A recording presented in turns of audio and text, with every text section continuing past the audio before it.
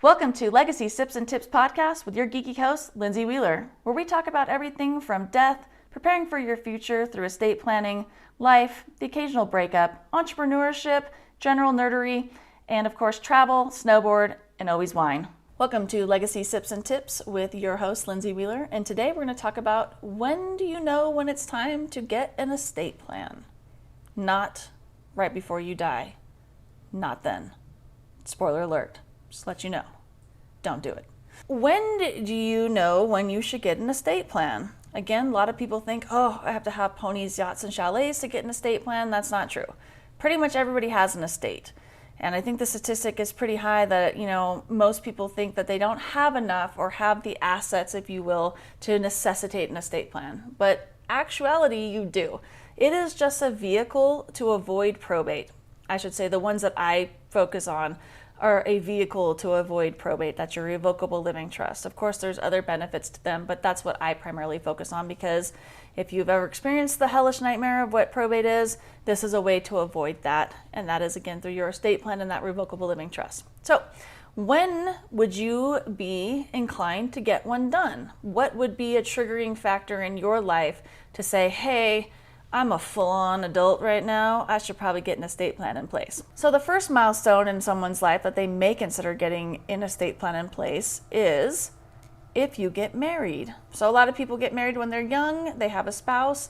That is two reasons that should trigger potentially having an estate plan in place. One is that you hope you are married for the rest of your days and forever and ever, and you love them till death. Likelihood of that happening? 50% plus not happening, because welcome to the statistics in our country. However, there are two reasons why an estate plan when you get married might be important. One is prior to being married, you have assets in your marriage that you want to keep separate from the marriage. So a nice complement to having that estate plan in place is having that prenup. And I always say everybody who's getting married should have a prenup. The reason why is because you are liking each other. The likelihood of your marriage failing is fairly high. And we would like to contract our obligations and our, what we're going to do if we are no longer going to get married while we like each other still, not when we hate each other and we're getting divorced. So prenups are really nice to have that in place because you are providing for what happens if that marriage is to not work out. And I always say, of course, we don't expect our marriages to fail, but it's like the airplane. We all fly in a plane. We don't expect the plane to go down, but I'm very happy that I have that safety briefing and I know what to do in the event that it does. Okay. Same thing with a prenup. It always also puts everybody out in notice. There's no secrets. Everybody's out front with what they have, and it's transparent at that point. So it's a nice way to talk about your money mindset with your partner. It's a nice way to talk about expectations of the marriage and what have you. So there's no surprises. It's a nice preliminary document and discussion to have with your soon-to-be spouse. If somebody gets upset that you're signing a prenup and are not wanting to marry you after that, then maybe you should question why they're marrying you in the first place. So it's kind of a nice barometer for that. So with that, if you do want to keep separate property separate, again, you'll have that agreement, and particularly if you're in a community property state, that you are contractually putting forth the terms of your marriage and what happens in the event of dissolution. And with that, you would then put your separate assets typically into your own separate estate plan. So there's double insulation there, that not only do you have that agreement, but you've also kept those assets separate from your spouse and from that marital aspect of your marriage, if you will. That's the important part of that, of keeping those things separate. Say, for instance, you're going to maybe get a big inheritance from a relative or something. Inheritance is always separate property until the time in which you commingle that asset. So say you get a nice, $100,000 from great grandpa Bob, and you wanted to keep that separate, maybe for you, maybe you have children from another marriage or what have you, you would put that into a separate account, separate estate plan to provide for where you want it to go, and you keep it separate from your marriage. Where we have problems is when you start commingling that money. So say you put that money, that inheritance that was technically separate property in the beginning, you commingle it into your joint marital account, that now has been transmuted or changed into a community asset. So you might lose your control over that asset in the event of dissolution. So always keep that in mind. Keep your separate assets separate if you want them to be held that way in a community property state. Always check with your family law practitioners as well. So that is a good triggering time to get an estate plan in place. With that, you're getting married. Yay, what a cool, joyous event. You want to provide for each other. You want to make sure that everything's taken care of if one of you were to pass away or to become incapacitated or infirm. Having those documents in place is so great. What a wonderful wedding gift to have somebody give you. You know, you can put on one of those things where they can contribute to your honeymoon and they can buy patio furniture for you. Why don't you put legal fees on there for them to get your estate plan in place? That's I know, heartwarming gift, but it is a really cool gift, honestly, because then you guys all have that set up and you can go forward with your life from there. And again, of course, they are flexible. They move with your life. So then you get married. Maybe you have kids. You can put them in there. Maybe you're a blended family. Maybe you're coming from 2 different families and you want to make sure that those terms are set out in that estate plan for what happens if one of you passes away for those children in that blended family, whatever it is. So that's usually the biggest first trigger, is that you're getting married. Today, our wine is another gift for one of my clients. This is Lazar, which is an interesting one. So these guys were hobby winemakers out of Sonoma, actually, in Sebastopol. And this is actually their brand that they had made. It's a 2021 Zinfandel. They had it made out in Middleton, California, even though they had their tasting room in Sonoma. It was really interesting talking with them that was kind of their hobby thing that they did for many, many years. Her husband was a guy who sold CDs. I know for you kids out there, that's what we call a compact disc. It's that round thing with colors on it. Yeah, he used to sell those to companies to record their stuff on them or whatever, like AOL. It's another old one for you kids. You'd get a disc in the mail, CD, and that you'd put in your computer to get your internet, if you will. So he made those and sold those to companies. So this was their little hobby winery, and so I was really stoked that they gave me a bottle of this because I always like trying people's stuff. So yeah, this is a 2021 Zin that they made as their little hobby out of Lodi fruit out of Sonoma. Next one is, maybe you do not believe in the institution of marriage because it is a governmental paperwork and you don't want the government in your relationship. Cool. Awesome. I'm kind of more toward that leaning as well. So in that event that you might have a committed relationship, you might have a partnership, you might be with that person for 60 years, but you're not technically married in the eyes of the government.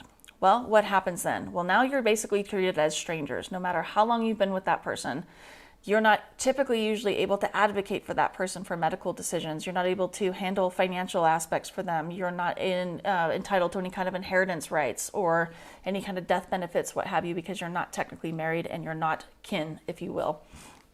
That's where estate planning is super important. Maybe you're in a non-traditional relationship in a same-sex marriage or something like that, and maybe the laws of your state don't recognize that or what have you. This is super important because, again, you could be with that person for 50 years, and if something were to happen, maybe they're in the hospital, that hospital won't let you in to see them. That hospital won't let you make those decisions without the appropriate paperwork in place. So it's super important to do that. And again, you have no governmental obligations through that actual marriage to provide for each other or to have those safeguards in place for that transferring of assets when you pass away. So important to have that in place, that estate plan in place if you are in a non-traditional relationship or a blended, same-sex marriage or something like that, a relationship, to make sure that those items are in place and those safeguards are in place so you're able to advocate for your loved one and for your partner that you've been with forever or not forever, whatever it is. So again, you could be with somebody for 40 years, and if they are sick in the hospital, you may not be able to, and more than likely would not be able to go in because you're not related. I don't care how long you've been with them. You're not able to make medical decisions for them. You would not be able to handle finances for them because you're technically not married. So always keep that in mind. It's a horrible, harsh thing. And then oftentimes, if we're in those non-traditional relationships, sometimes we have strained relationships with our family members. And so not having that in place may give our crappy family who is never loving or accepting the ability to come in and now advocate for you when you don't want them to. That's a scary thing too. So having that estate plan in place, very important. So that's how we usually think when we get married in any kind of aspect or have a committed relationship and we want to provide for our other partner or our spouse, that an estate plan is a really nice way to do that, of course. The other triggering event is you have some kiddos. You've decided to set forth your loins to produce children's, or whatever that term is, and now you have some kiddos. So super important is what's going to happen to your kiddos if, God forbid, something happens to you. Okay?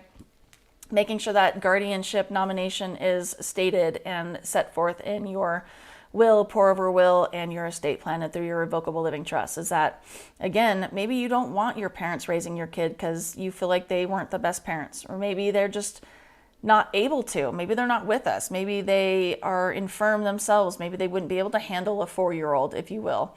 And you want your best friend down the street who has the same, ideals and methodology of you that you would want to raise your children as. Very important to have that written down so a court, if they needed to, would follow your wishes because you've provided those wishes for them to follow. Through your estate plan, that guardianship nomination, very, very important to do that. Very important. You don't want something to happen to you or to the other parent and those children end up in foster care or into the system. You absolutely want them to go to your best friend without your best friend having to go to the court and advocate and have to get guardianship and to fight for those children. You wouldn't want your best friend, if you want them to be raising your children, fighting your family because your family sucks, but they think, oh, this is part of you and we're going to do that. Very, very, very important to make sure that that is listed out if you have underage children, to put where those kids are going to go if you're not here. With that, making sure too that in that estate plan, that if something were to happen to you, and you have a home, you have, investments, you have bank accounts, whatever it is, and say you have quite a nice, career that you're building up and you have that money, that if you have underage children and you have nothing in place, again, first off, they're going to deal with the death of losing their parents at a younger age. But then with that, they're not going to have access to those funds until 18. So within the estate plan and that guardianship nomination, your estate, if you will go to raising your children like you hopefully would have raised them yourself. So your best friend, whoever is now your guardian nomination, is now taking your children to raise them. They have the access of your funds to help do that and take that burden off of them for raising your children. So that's a very important reason to have that estate plan in place, because it also gives the accessibility through your successor trustee and through your estate to have that access of funds to raise your children. With that too, if you don't have that in place, at 18, those children are going to get it all in one lump sum. Just let that sink in, that if you have some investments, you have a house, you have whatever it is, maybe you have $100,000, $500,000, $1 million at the end of the day. At 18, they get all of that money. Again, I was not responsible at 18. I'm not responsible now. You gave me $100,000. I'm 100% going and getting a Porsche. I might get a Lamborghini. I don't know. Let's see how the day treats me. You know what I mean? Are we going to the Chateau Villa in the middle of France? 100%. So you can put those parameters in there so they don't blow their inheritance. They don't blow that generational wealth. You can then, again, still parent from beyond the grave, which is super cool. You can put those parameters in there. Standard language that we usually put in there, upon 18, that child will receive 25% of the estate to be used for reasonable education expenses. Again, the kid's not going and getting a Porsche coming to school, okay? Maybe paying for their books, maybe paying for their board and housing, maybe they get a little apartment, maybe they live at the dorms or whatever, which might oftentimes, a Porsche might be cheaper these days. But anywho, I digress. Maybe at 25, we can give them another 25% to be used for additional education. Maybe they want to go to medical school, law school, they want to get a master's, they want to get a PhD or whatever. They can continue their education. They'll have an additional 25% to help them with that goal. Maybe you could put in there too that if they're not that way, they can have that percentage to be used for starting a business or putting a down on a house or something like that. So helping them still create that wealth for themselves and carrying on your legacy and generational wealth that way. And then maybe at 30, they get the rest of it, whatever it is, hopefully they're responsible by 30. Maybe you put a benchmark 35, maybe 40, maybe 45, whatever it is. Again, like my friend, F them kids, 55, financial literacy class. You can put those in there. You can put grade requirements in there. You can play with it. You can do whatever you want. That's the cool thing about it, is that you're still governing your children and raising them from beyond the grave when you're not here. Totally cool. So that's a big reason for having that estate plan. One, that guardianship nomination, and two, setting out those parameters for your kids. So big big milestone on setting an estate plan up is having children. Honestly, you should automatically have life insurance in place, and you should have an estate plan if you have children, period. That's just my belief, but me doing this for 20 plus years, let me tell you how much easier it would have been for a lot of families to having those things in place for them, okay? The next milestone that's a big one is if you buy a home. Cool, you've worked really hard, especially in this day and age, you've actually been able to get a home. Ooh, that's a pretty big milestone these days. You have worked really hard for that. Why would you not take the little extra step in providing and protecting that home that you've just worked really hard for? This day and age, what's a house costing? $300,000, $400,000, $500,000, $600,000, $800,000, whatever it is. You have spent that amount of time and effort to buy a property. Why would you not want to protect it for your loved ones to avoid having to get it go through probate, or to have maybe the state take a percentage of it, or an attorney take a percentage of that amount? And we'll get into what that looks like, with the attorneys taking percentages of estates. But you've spent enough money to get this done. Your closing costs, appraisal costs, realtor costs, or whatever.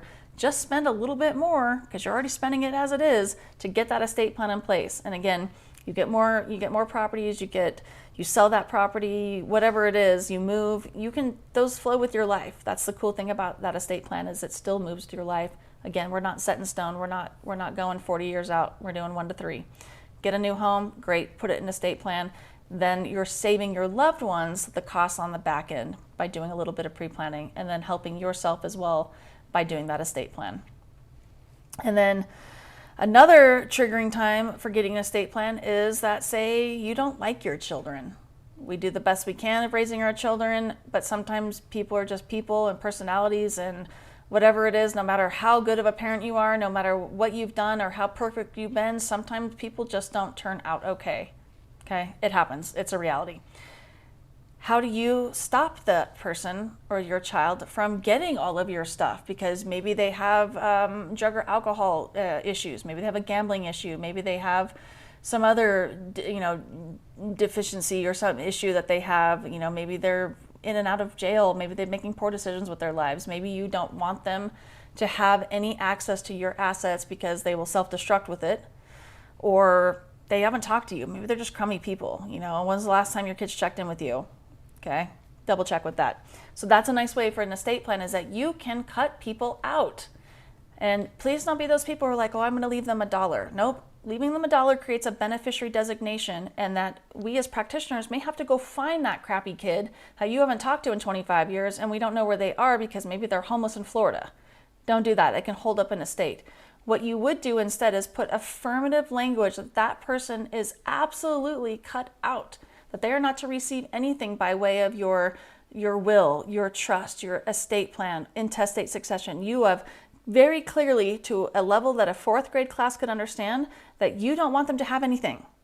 Easy, easy peasy. We can just put that language in there. That is informative, it's instructive, and a court can follow that and enforce that if they need to. So just being very clear with it. I know it sucks. I know we don't want to talk about our kids being crappy kids, but it also happens a lot. I talk to a lot of clients, and I'll ask them, okay, so you have 2 kids. And they're like, actually, we have 3, but we don't talk to one. They're estranged. Or one client whose kid is frankly in a cult. So yeah, he hasn't talked to her in some time, and he doesn't want his money going to this cult, if you will. It's not one of the ones you think about, but it's a different weird one in California. Yay, California. So important for that. And for instance, on that example, is we do have an estate plan set up for him. He did have his children on there. We had the parameters in there that money for her was to be used only for her personal, expenses, if you will. Maybe she needs a house or a car or whatever it is. And that money is not able to be used for donations to a charity, a cult, if you will, or whatever, organization she's a part of. And that money would be managed by her mother. Okay, so you can put that in there. He has now changed his mind. He's decided, you know what, I still haven't talked to her in the last 5 years. Again, he's reviewing it every 3 to 5 years, and he's like, I don't want her to have anything. She's obviously enmeshed in this so much. She's no longer my child. I haven't talked to her in so much time. Let's just remove her completely, and let's give it to my 2 siblings. Great, no problem. See how easy estate planning is, and how cool that is, that you still have control over everything, and you're able to change your mind with the circumstances. So that's a really cool one. So again, crappy kids we want to cut out, absolutely can do that through our estate plan. If you did not do that, Then they would go through what we call, again, intestate succession. And that crappy kid who's in a cult who you haven't talked to in 20 years would have entitlement to your assets. They would have entitlement to your life. So very important to have that in place. And then finally, another really good barometer of when you should have an estate plan in place is that you're starting to get up there in years and you don't have anything in place. You're starting to deal with your mortality. You're starting to deal with those things and think about those things. Maybe you've had your close person or friends. Your friends are starting to knock off, because you're at that age. Then you should really consider getting that estate plan in place, because we want to make sure that we get that in place while you still are here. You have the capacity to do so. You're still mentally able to advocate for yourself and to create these legal documents, if you will. Because if you start getting a little wackadoo and you start forgetting things and you do not have that capacity, maybe you have dementia, you have late stage Alzheimer's or something like that, and you don't know who you are, we can't do anything for you because you do no longer have the capacity to contract, if you will. So if you were not able to go buy a car because you don't have the capacity to do so, you're not able to create a estate plan either. Very important. So once you start getting at those latter years, maybe you've retired. That's another good benchmark at that latter years. You've retired now. Whoops, okay, now we really need to get that estate plan in place because now you're retired, you have that time, you're transitioning into that next stage of life, which is wonderful. You have that time to go travel, hopefully a lot. Obviously travel as much as you can when you're younger and fit to do so, but of course a lot of people wait till they retire to go travel. Perfect time to get that estate plan in place, because what if you're on a cruise ship and you get some weird foreign bug that goes to the cruise ship? Like I think there was one recently where the cruise people all had this crazy virus and everyone threw up all their plane. They had to ground the plane to clean it so much. And I don't want to ever fly on that plane after that kind of event. So think about those things. Again, bad things happen, but that's another benchmark when you start getting older and you're starting to think about that. Maybe you've retired just now. Your retirement gift for yourself should be an estate plan. So those are kind of the benchmarks that we look at of when we should create an estate plan. Obviously, they start from very young all the way up to when you're older. It is a movable living document that flows with your life. So you should get it set up in the beginning, have your kids graduate, kids go on, you've retired now. All these benchmarks that happen should be necessitated within that estate plan for yourself because it does flow with your life. So of course, you have questions on how to get that set up or get a little stuck about what should go into your estate plan, just let me know. Again, we have that workbook you can download. I have resources all over the place, or you can just talk to me and we can have that discussion. So of course, when you think of death, think of me. Thank you for listening to this podcast. If you found value, please like, subscribe, and share. And be sure to follow me on all the socials at Sips and Tips with Lindsay. And of course, you can always go to my website, sipsandtipswithlindsay.com, to find more information about estate planning, business, snowboard, travel, and of course, wine.